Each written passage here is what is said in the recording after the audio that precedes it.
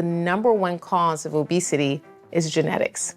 That means if you are born to parents that have obesity, you have a 50 to 85% likelihood of having the disease yourself, even with optimal diet, exercise.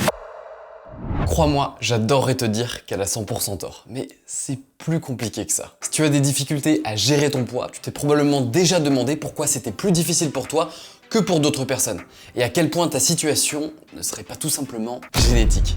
Dans cette vidéo, je vais t'expliquer concrètement ce qui est génétique et ce qui ne l'est pas concernant la prise de poids selon la recherche scientifique.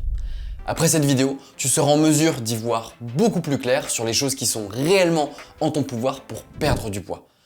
Je te propose donc de plonger ensemble au cœur de ton ADN et de son influence sur ton poids. L'extrait que tu as vu en début de vidéo a suscité beaucoup de réactions. Certains ont crié haut et fort que c'était une question de volonté et que la génétique n'avait rien à voir là-dedans, et d'autres se sont fait à l'idée que leur obésité était une fatalité génétique. La vérité est plus complexe que ça. Mais ce qui est sûr, c'est que tes parents ont un rôle et tu ne les choisis pas. 70% d'hérédité. Si tes parents biologiques sont en surpoids, il y a 70% de chances que toi aussi, même si tu ne les as jamais rencontrés. C'est ce que cette étude a trouvé en comparant des jumeaux élevés par des parents différents, et donc pas par leurs parents biologiques. Dit comme ça fait peur. Maintenant, ce n'est qu'une seule étude. Une méta-analyse, donc une sorte de méga-étude qui fait le bilan de centaines d'autres études similaires, arrive à la conclusion que c'est davantage 46% de chances d'être en surpoids si le reste de ta famille biologique l'est également. Mais dans le cas de vrais jumeaux, si l'un est en surpoids, il y a 75% de chances que tu le sois aussi, même en ayant grandi dans des familles différentes. Oui, ça fait peur, mais avant de crier à la fatalité génétique, je t'invite à regarder ce graphe. Il représente l'évolution de l'obésité aux US au fil des années. Y'a rien qui te choque ? L'explosion de l'obésité intervient à la fin des années 70. Entre nous, il y a quand même peu de chances pour que le génome humain ait fait un tel bond en si peu de temps. Et pour preuve, voici l'évolution de la consommation calorique quotidienne moyenne dans le monde au fil des ans. Entre les années 1964 et 2015, la consommation calorique par jour et par habitant dans le monde a augmenté de 25%, soit 582 calories environ.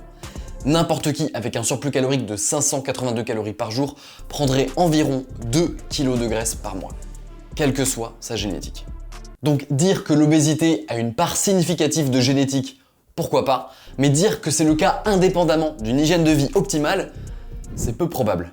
Mais alors, quel est le rôle de la génétique dans tout ça? Est-ce que ça voudrait dire qu'une personne avec une génétique désavantageuse aurait juste tendance à naturellement dépenser moins de calories? Oui. Et pas qu'un peu.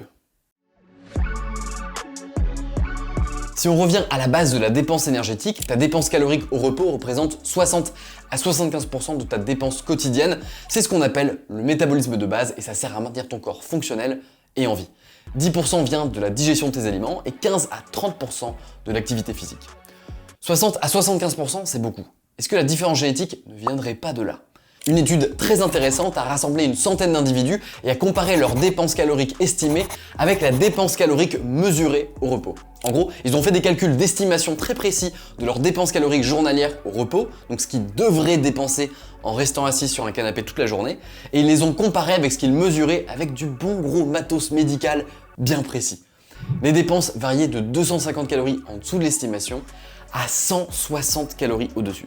Ça veut dire que cette personne, en ne faisant rien du tout et à composition corporelle 100% égale, peut presque avaler l'équivalent d'un Big Mac supplémentaire par rapport à ce que mange cette personne sans aucune conséquence sur son poids et sans rien faire. Dit comme ça, c'est impressionnant. Mais j'aimerais y ajouter un peu de nuance. Même 250 calories de dépenses en moins par rapport à ce que tu devrais, ça ne t'empêche pas de perdre du poids si tu as les bonnes habitudes alimentaires.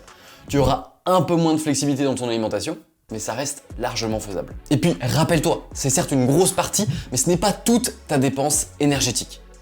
À moins que... Attends. La génétique joue aussi sur la dépense via l'activité physique?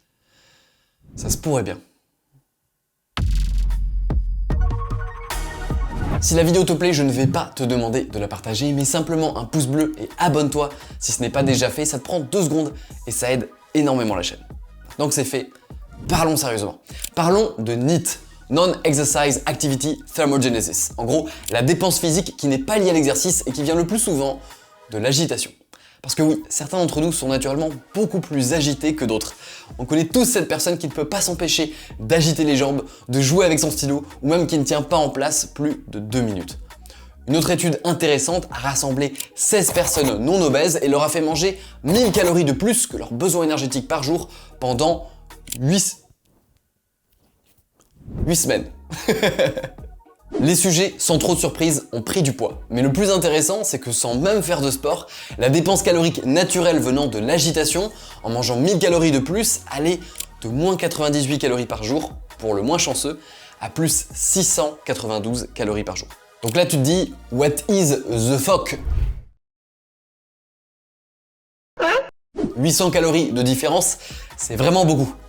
Et tu as bien raison. Le truc, c'est que le NEAT, ça représente beaucoup de choses. Ça peut être les micro-mouvements inconscients, et ça, désolé, tu peux pas y faire grand-chose. Mais ça peut aussi être toute autre activité physique qui n'est pas du sport. Tu me vois venir? Marcher, c'est du NEAT. Tu peux le mesurer et tu peux l'améliorer. Si tu veux en savoir plus sur les bienfaits de la marche, je t'en parle dans cette vidéo de la semaine dernière où je marche 50 000 pas en une journée pour tes beaux yeux. Rien que ça. Mais là, on parle de dépenses caloriques, sauf qu'il y a aussi la consommation calorique. Est-ce que certaines personnes ont une tendance génétique à consommer plus de nourriture? L'appétit et la satiété, donc le fait d'avoir faim et le fait de ne plus avoir faim, sont gérés par deux hormones, la gréline et la leptine. La gréline encourage l'appétit, donc plus son niveau est élevé, plus tu as faim.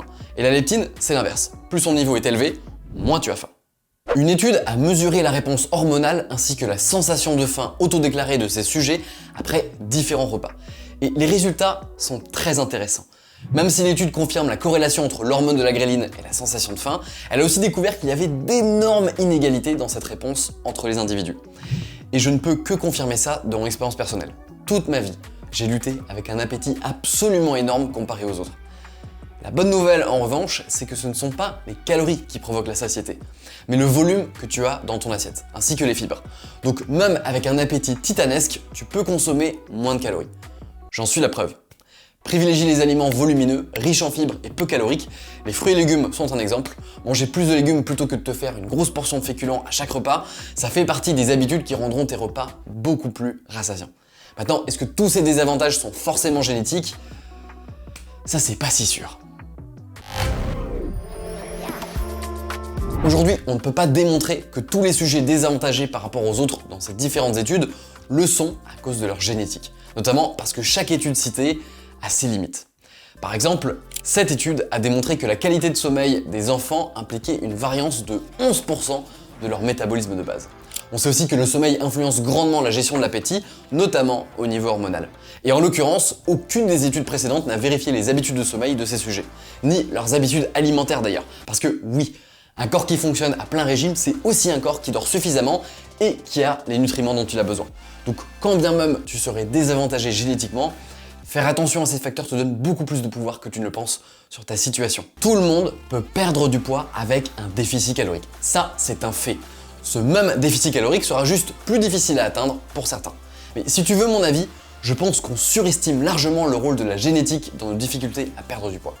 Est-ce que je peux le prouver? Non. Mais ce qui est sûr, c'est qu'en pensant comme ça, je me donne le pouvoir de changer ma situation. Au final, on s'en fout de savoir si j'ai raison.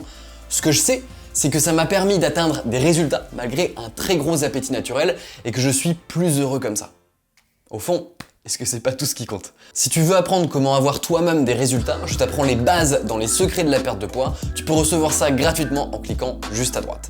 Si tu veux découvrir les 5 habitudes qui te permettront de très bien démarrer ta perte de poids, même avec une mauvaise génétique, alors je te recommande vivement la vidéo qui apparaît juste en dessous. Je te dis à très vite pour des prochaines vidéos. D'ici là, prends soin de toi, ton corps te remerciera.